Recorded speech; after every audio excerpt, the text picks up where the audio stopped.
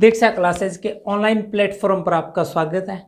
और जो अपनी सीईटी की क्लासों की सीरीज चल रही थी, उस सीरीज के अंदर मैं आज आपके सामने कंप्यूटर सब्जेक्ट की क्लास लेके उपस्थित हूँ। तो कंप्यूटर सब्जेक्ट की जो क्लास थी उसके अंदर अपने सीपीयू तक पहुंच गए थे। आईपीयू सर्कल के रूप में यह कार्य करता है। तो आईपीयू सर्कल के अंदर अपने जो आईपीयू सर्कल के अंदर पढ़ रहे थे, तो उसके अंदर सीपीयू तक अपने बात पहुंच गई थी। सीपीयू का डिवाइडेशन भी कर लिया था कि सीपीयू के 3 भाग होते हैं। तो उससे आगे अगर अपनी कक्षा को अपने निरंतर करते हैं तो उससे आगे आता है कि इनका बारे में पढ़ना है, वो विस्तार से पढ़ना है, क्योंकि जो भी क्वेश्चन आए वो बाहर नहीं जाना चाहिए अपने हिसाब से। तो आज का टॉपिक क्या रहेगा? तो आज का जो टॉपिक रहेगा वो रहेगा अपना सीपीयू के भाग। आज का टॉपिक क्या है? तो सीपीयू के भाग, यू के भाग, सीपीयू के भाग। आज का टॉपिक क्या रहेगा अपना? आज का जो टॉपिक रहेगा अपना वो रहेगा सीपीयू के भाग। किस नाम से रहेगा आज का टॉपिक? तो आज का टॉपिक है वो अपना सीपीयू के भाग के नाम से रहेगा। तो सीपीयू के डिवाइडेशन अपने पहले कर चुके हैं। एक तो आता है एएलयू, उसके बाद एक नंबर पे आता है एएलयू, फिर दूसरे नंबर पे आ जाता है सीयू, और जो तीसरे नंबर पे आता है वो आती है मेमोरी। तो आज इन तीनों के बारे में अपने को विस्तार से पढ़ना है। एएलयू, सीयू और मेमोरी, इनके बारे में अपने को विस्तार से पढ़ना है। तो आज शुरू करते हैं अपने एएलयू से। किससे शुरू करेंगे? तो एएलयू से। सबसे पहले तो इसका पूरा नाम पता होना चाहिए अपने को। एएलयू का पूरा नाम क्या होता है? तो इसका पूरा नाम होता है अर्थमेटिक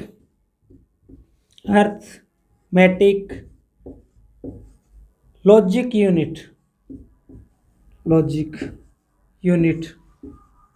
अर्थमेटिक लॉजिक यूनिट है वो इसका पूरा नाम हो जाता है। फिर इसके बारे में आगे देखें तो ये अर्थमेटिक लॉजिक यूनिट है, ये करती क्या है? तो ये क्या कार्य करती है? तो ये मेमोरी से डाटा को प्राप्त करती है। क्या करती है? जो कंप्यूटर की मेमोरी होती है ये यहाँ से डाटा को उठाती है, डाटा को प्राप्त करती है। क्या करती है? ये मेमोरी से डाटा को लेती है।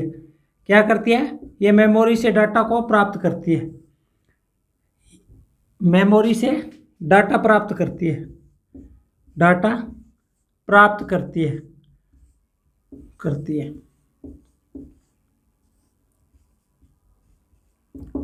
और मेमोरी से डाटा को प्राप्त करने के बाद उस डाटा का क्या करती है ये?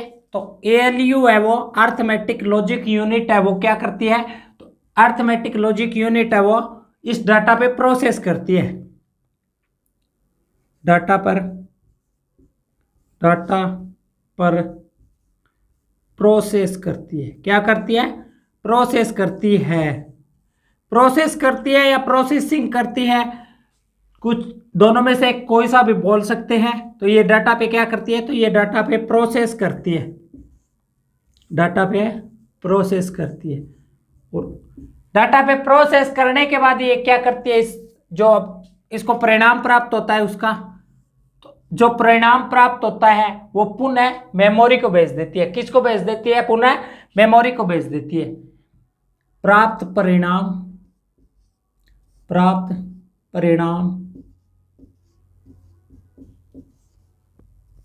परिणाम है वो पुनः मेमोरी को भेज देती है, मेमोरी को भेज देती है।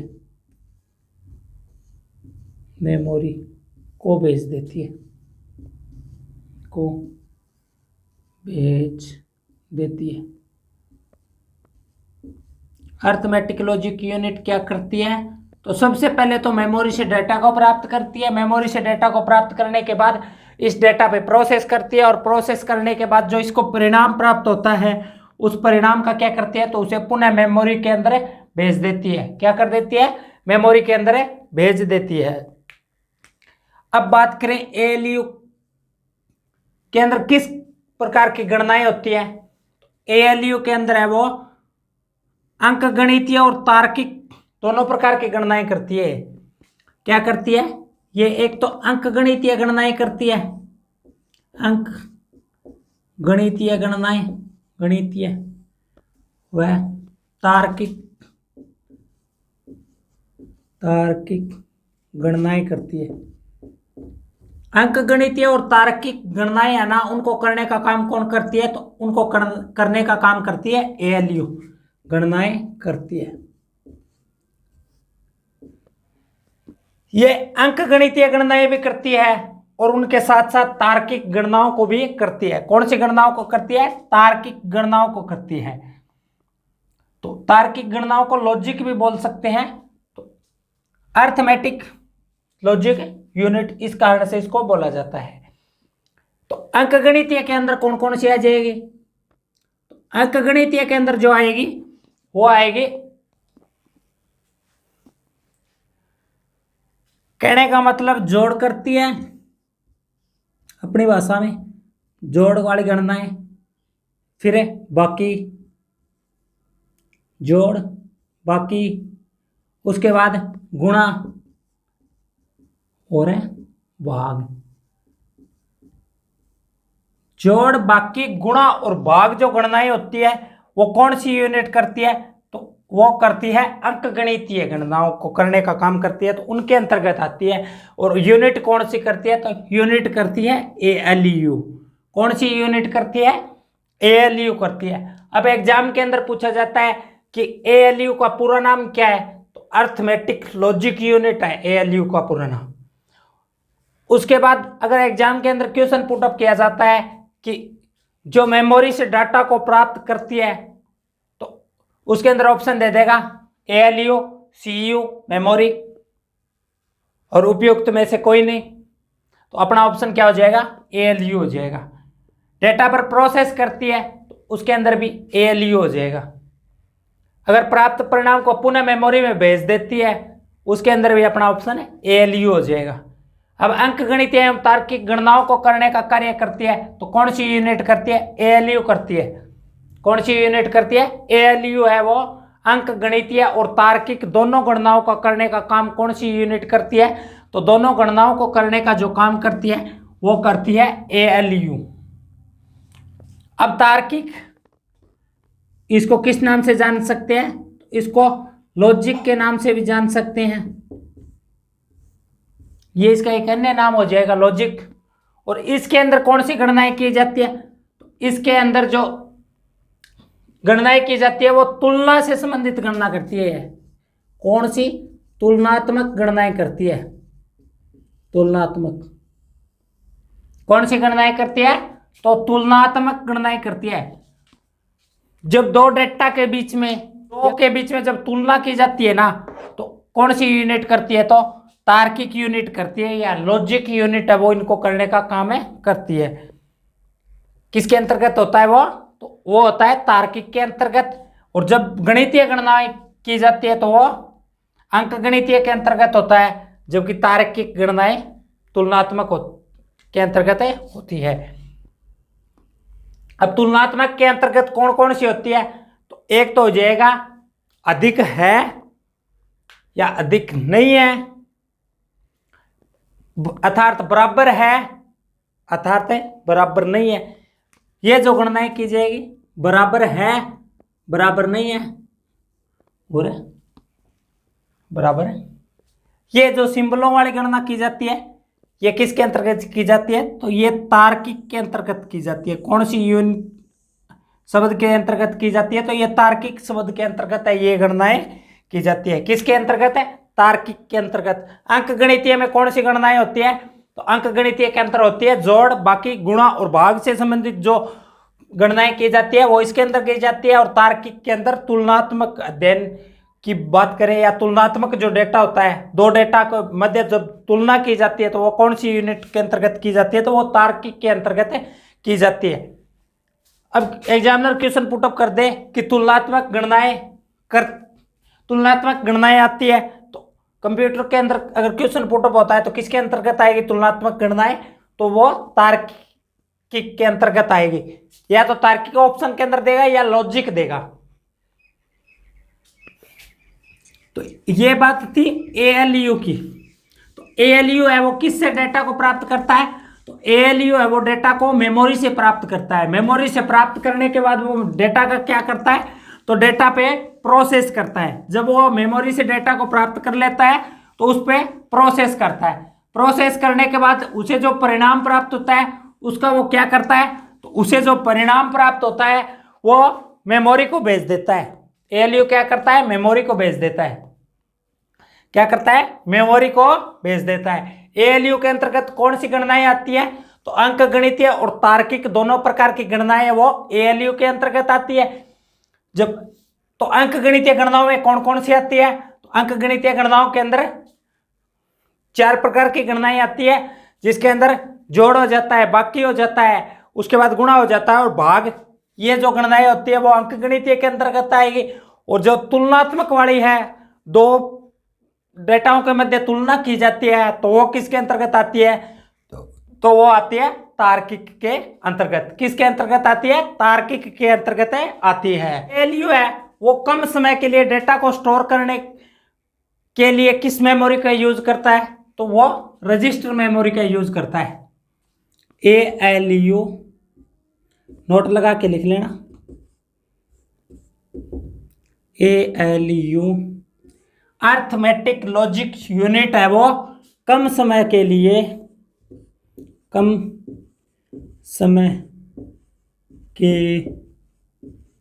लिए या इसे प्रोसेसिंग के दौरान बोल सकते हैं, प्रोसेस के दौरान बोल सकते हैं, प्रोसेस के दौरान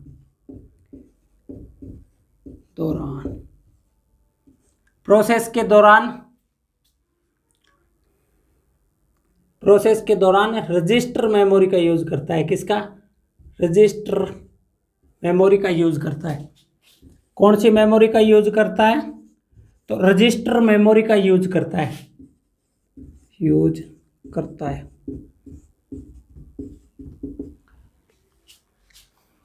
तो जब प्रोसेसिंग हो रही होती है तब या कम समय के लिए ALU है वो डेटा को स्टोर करने के लिए या संग्रहित करने के लिए किस मेमोरी का यूज करता है, तो ALU है वो कम समय के लिए डेटा को स्टोर करने के लिए जिस मेमोरी का यूज करता है उसे रजिस्टर मेमोरी के नाम से जाना जाता है। कौन सी मेमोरी के नाम से जाना जाता है, रजिस्टर मेमोरी के नाम से जाना जाता है। और रजिस्टर के साथ साथ एक चीज का और यूज करता है, तो वो क्या है, एक्यूमुलेटर होता है। क्या होता है, या तो रजिस्टर मेमोरी का यूज करेगा या एक्यूमुलेटर का यूज करता है। इसके बाद अपना जो CPU की डिवाइडेशन के अंदर दूसरा भाग आ जाता है CU।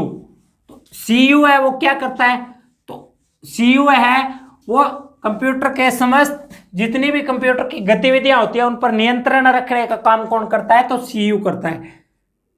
सेकंड के अंदर कौन सा आ जाता है CPU की डिवाइडेशन के अंदर, तो CU आ जाता है। अब CU को किस नाम से जाना जाता है, तो CU को कंट्रोल यूनिट के नाम से जाना जाता है।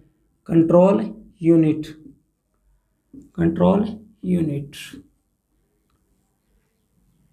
तो जैसा नाम से विदित हो रहा है कंट्रोल यूनिट, कंट्रोल का मतलब नियंत्रण रखने वाला, यूनिट का मतलब इकाई।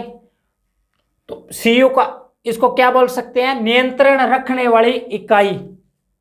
CU को क्या बोल सकते हैं, नियंत्रण रखने वाली इकाई।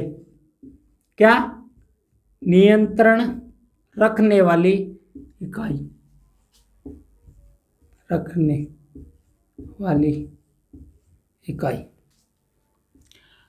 तो CU क्या है, तो ये नियंत्रण रखने वाली है या नियंत्रण रखने वाला बोल सकते हैं, नियंत्रण रखने वाली यूनिट बोल सकते हैं। तो ये क्या करता है, इसका पहला कार्य क्या होता है, तो ये कंप्यूटर के समस्त जितने भी गतिविधियां होती है उनके मध्य नियंत्रण रखता है। कंप्यूटर की समस्त गतिविधियों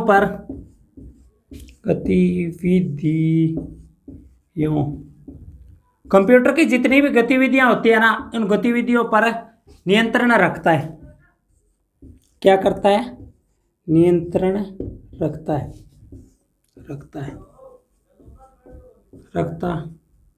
कंप्यूटर की समस्त गतिविधियों पर क्या करता है, तो कंट्रोल यूनिट है वो कंप्यूटर की समस्त गतिविधियों पर नियंत्रण रखता है। इसके साथ साथ क्या करता है, तो कंप्यूटर की जितनी भी गतिविधियां होती हैं उनको संचालित करता है। कंप्यूटर की समस्त गतिविधियां होती है उनकी मॉनिटरिंग करता है। उसके साथ साथ क्या करता है, तो उसके साथ साथ कंप्यूटर की समस्त गतिविधियां, कंप्यूटर जितनी भी गतिविधियां करता है उन गतिविधियों को क्या करता है, संचालित करता है। कंप्यूटर की समस्त गतिविधियां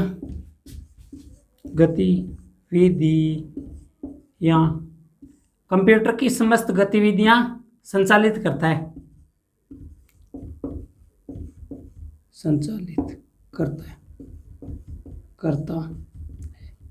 तो कंप्यूटर के समस्त गतिविधियां वो कौन संचालित करता है, तो सीयू। कौन सी यूनिट है सीयू, कंट्रोल यूनिट है वो कंप्यूटर के समस्त गतिविधियों को संचालित करने का काम करती है। कौन सी यूनिट करती है, तो कंट्रोल यूनिट है वो कंप्यूटर की समस्त गतिविधियों को संचालित करने का काम करती है। और ये कंप्यूटर के जितने भी हार्डवेयर लगे होते हैं, हार्डवेयर और कंप्यूटर सिस्टम को जोड़ने का काम कंप्यूटर सिस्टम की समस्त गतिविधियों को नियंत्रित करती है। इसके साथ साथ ये क्या करती है, तो कंप्यूटर के समस्त कंपोनेंट है उनको संचालित करती है। कंप्यूटर के अंदर जितने भी डिवाइस लगी होती है और जितने भी कंपोनेंट लगे होते हैं ना, उन समस्त कंपोनेंटों को जो संचालित करने का काम है वो कौन करती है, तो कंट्रोल यूनिट करती है। कंट्रोल यूनिट क्या करती है, तो कंप्यूटर के अंदर जितने भी कंपोनेंट लगे होते हैं, जो भी हार्डवेयर लगे होते हैं, उन सभी का नियंत्रण करता है। तो वो कौन करता है, तो वो सीयू करती है, कंट्रोल यूनिट करती है। कंप्यूटर के समस्त कंपोनेंट्स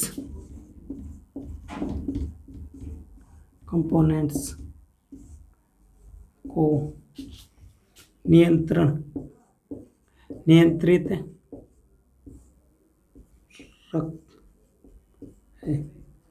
तो कंप्यूटर के समस्त कंपोनेंट को नियंत्रित कौन रखता है, तो कंट्रोल यूनिट रखती है। कौन सी यूनिट रखती है, तो कंट्रोल यूनिट रखती है। इसके बाद अगर आगे बात करें, तो जो एएलयू अंकगणितीय गणनाएं करती थी, तार्किक गणनाओं का काम करने का काम एएलयू कर रही थी, तो एएलयू है वो किसके नियंत्रण में कार्य करती है, तो कंट्रोल कौन कर रहा है, तो कंट्रोल यूनिट है वो कंट्रोल करने का काम कर रही है।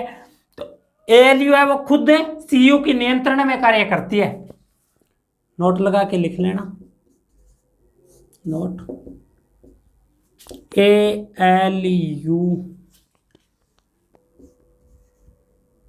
एएलयू सीयू के नियंत्रण में कार्य करती है, नियंत्रण में कार्य करती है। एएलयू किसके नियंत्रण में कार्य करती है, तो एएलयू वो सीयू के नियंत्रण में कार्य करती है। एएलयू पे नियंत्रण कौन रखता है, तो कंट्रोल यूनिट है वो एएलयू पे नियंत्रण रखने का काम करता है। कौन है, एएलयू पे कंट्रोल यूनिट का नियंत्रण रहता है। किसका रहता है, तो कंट्रोल यूनिट का है वो एएलयू के ऊपर नियंत्रण रहता है। अब इसके बाद बात आती है कि ये कंट्रोल करती है, तो कंट्रोल करने की एक प्रोसेस भी होती है इसकी। तो उस प्रोसेस को देखें तो सबसे पहले इसको क्या प्राप्त होता है, तो सबसे पहले इसको इनपुट प्राप्त होता है। किस यूनिट के माध्यम से, तो इनपुट यूनिट के माध्यम से इसको इनपुट प्राप्त हो जाता है। जब इसको इनपुट प्राप्त होता है तो ये क्या करता है, तो ये उस यूनिट को भेज देता है जिस यूनिट से संबंधित कार्य होता है। तो ये किसको भेज सकता है, तो ये जिस यूनिट से संबंधित कार्य होता है उसी यूनिट को भेजता है। जैसे एएलयू से संबंधित कार्य होता है, एएलयू को भेज देता है। फिर एएलयू क्या करता है, तो प्रोसेस करता है। प्रोसेस होने के बाद फिर क्या होता है, तो फिर हमें आउटपुट प्राप्त हो जाता है। क्या होता है, आउटपुट प्राप्त होने के बाद आउटपुट किसको भेजा जाता है, तो आउटपुट है वो मेमोरी को भेज दिया जाता है, मेमोरी। और मेमोरी को भेजने के बाद उसको मेमोरी के अंदर उसको सेव कर दिया, तो क्या ये प्रक्रिया कंप्लीट हो गई, नहीं हुई। इसके बाद भी इस पर कौन सी प्रक्रिया चलती है, तो नियंत्रण की प्रक्रिया चलती है या कंट्रोल की प्रक्रिया चलती रहती है। तो इस पे ये इसकी एक निर्धारित है, वो इस प्रकार से कार्य करती है कंट्रोल यूनिट। सबसे पहले कंट्रोल यूनिट है, उसको इनपुट प्राप्त होगा, फिर वो क्या करेगा, जिसका कार्य है उसको भेज देगा। तो यहां से मेमोरी तक भेजने का कार्य कौन करेगा, तो ALU। फिर ये नियंत्रण का कार्य कौन करेगा, तो ये दोनों कार्य कौन कर देंगे, तो ये दोनों कार्य करेंगे CU। तो ALU है वो किसके नियंत्रण में कार्य करती है, तो CU के नियंत्रण में कार्य करती है। ALU अर्थमेटिक है, लॉजिक यूनिट है, वो CLU के नियंत्रण में कार्य करती है। ये चीजें ध्यान रख लेना। और इनकी जो निर्धारित सिस्टम होता है उसके हिसाब से ये किस प्रकार से कार्य करता है, तो ये जो कार्य करता है कि सबसे पहले इसको इनपुट प्राप्त होगा, इनपुट प्राप्त होने के बाद ये उस पर प्रोसेस के लिए भेज देगा, प्रोसेस के लिए भेजने के बाद इसको जो आउटपुट प्राप्त होगा उसको मेमोरी के अंदर सेव करेगा। सेव होने के बाद क्या प्रक्रिया कंप्लीट हो जाएगी, नहीं, उस पर नियंत्रण भी रखना होता है, क्योंकि फाइल सेव करने के बाद भी उसका रख रखाव तो रखना होता है। कंप्यूटर जब स्टार्ट होता है तो बूटिंग करता है, तो वो प्रक्रिया कौन करवाता है, तो वो प्रक्रिया करवाता है कंट्रोल यूनिट। कौन सी यूनिट करवाती है, तो कंट्रोल यूनिट करवाती है। इसके बाद अपनी जो तीसरी यूनिट डिवाइडेशन में तीसरा भाग आता है, वो कौन सी आता है, तो वो आता है मेमोरी।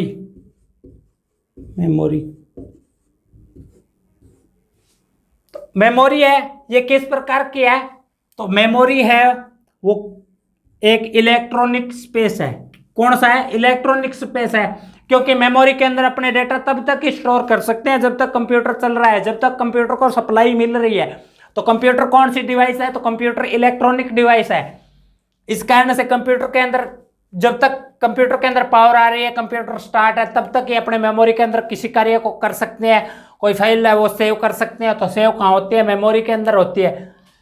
किसके अंदर होती है, तो मेमोरी के अंदर है वो सेव होती है। तो ये किस प्रकार का स्पेस है, तो ये एक इलेक्ट्रॉनिक स्पेस है।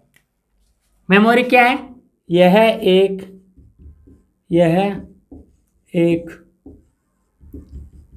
इलेक्ट्रॉनिक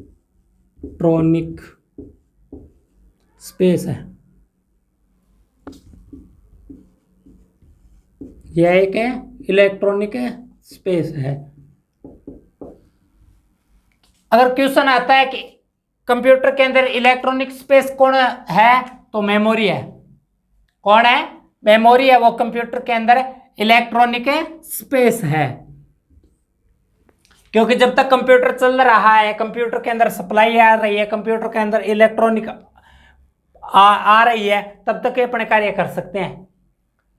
सपोज करो कंप्यूटर को हमने बंद कर दिया, उसके बाद उसके अंदर फाइल सेव कर सकते हैं, नहीं कर सकते। किसी फाइल को एडिट कर सकते हैं, नहीं कर सकते। तो जब तक इसके अंदर सप्लाई आ रही है तब तक इस स्पेस का यूज कर सकते हैं। इस कारण से इस स्पेस को किस नाम से जाना जाता है, तो इस स्पेस को इलेक्ट्रॉनिक स्पेस के नाम से जाना जाता है। अब बात करें मेमोरी की। तो मेमोरी कितने प्रकार की होती है, तो मेमोरी है वो 2 प्रकार की होती है। उससे पहले अगर देखें तो यह किस प्रकार की डिवाइस है, तो यह एक संग्रहण डिवाइस है या रक्षित डिवाइस है। यह है एक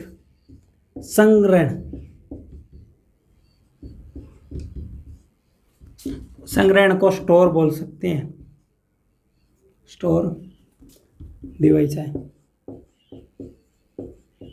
यह किस प्रकार की डिवाइस है, तो यह एक स्टोरेज डिवाइस है या स्टोर डिवाइस है। किस प्रकार की डिवाइस है, तो यह एक संग्रहण डिवाइस है। इसके बाद बात करें तो यह संग्रहण डिवाइस तो है, परंतु यह कितने प्रकार की होती है, तो यह 2 प्रकार की होती है।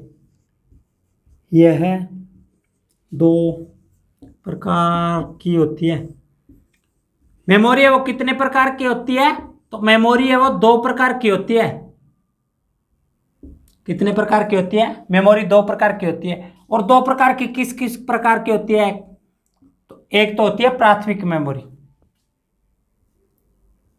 एक कौन सी होती है, प्राथमिक मेमोरी। प्राथमिक मेमोरी, प्राथमिक मेमोरी को किस नाम से जाना जाता है, तो इसे ही प्राइमरी मेमोरी बोला जाता है, प्राइमरी मेमोरी।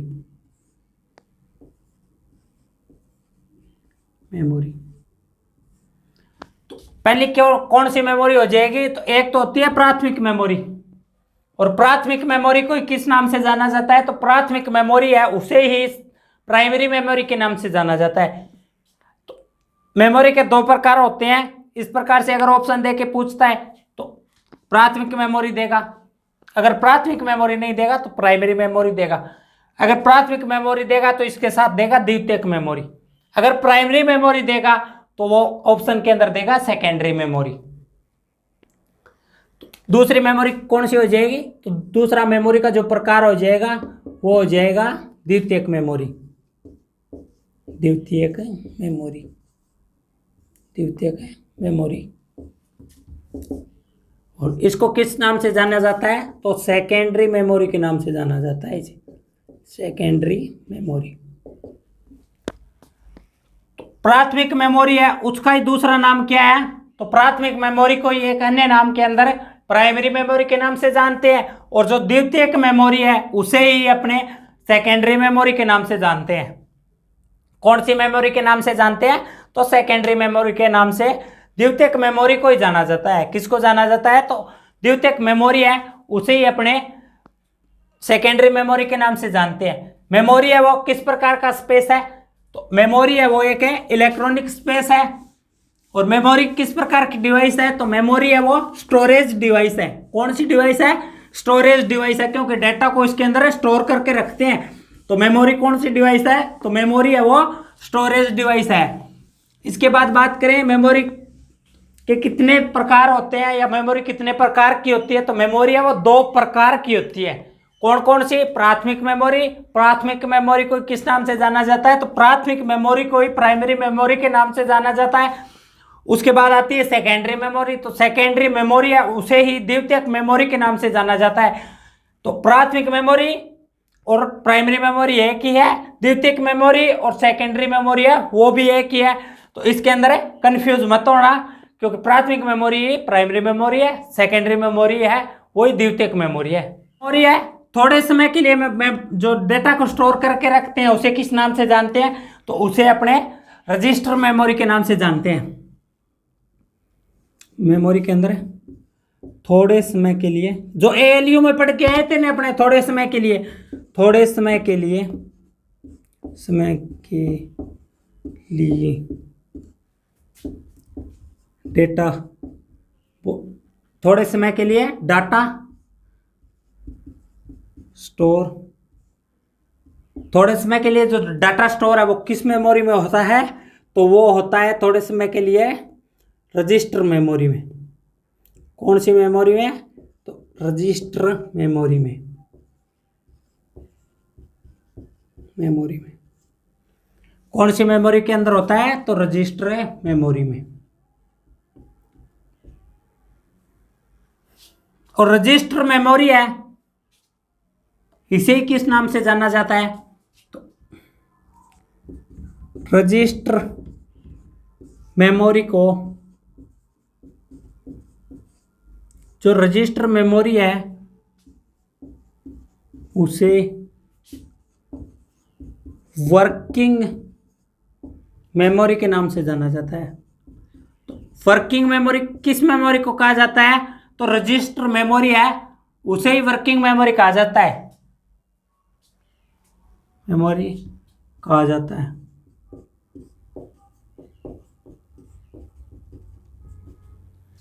जो रजिस्टर मेमोरी होती है थोड़े समय के लिए डेटा को स्टोर करती है, थोड़े समय के लिए बोल दो, या जब तक डेटा पे प्रोसेस हो रही है उस समय तक कौन सी मेमोरी सेव करके रखती है डेटा को, तो रजिस्टर मेमोरी सेव करके रखती है।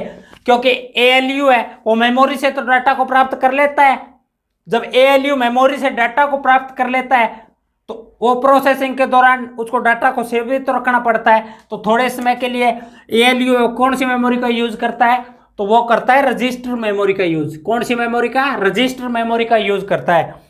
जब वो रजिस्टर मेमोरी का यूज करता है तो रजिस्टर मेमोरी को किस नाम से जाना जाता है, तो इसे वर्किंग मेमोरी के नाम से जाना जाता है। कौन सी मेमोरी के नाम से जाना जाता है? वर्किंग मेमोरी के नाम से जाना जाता है।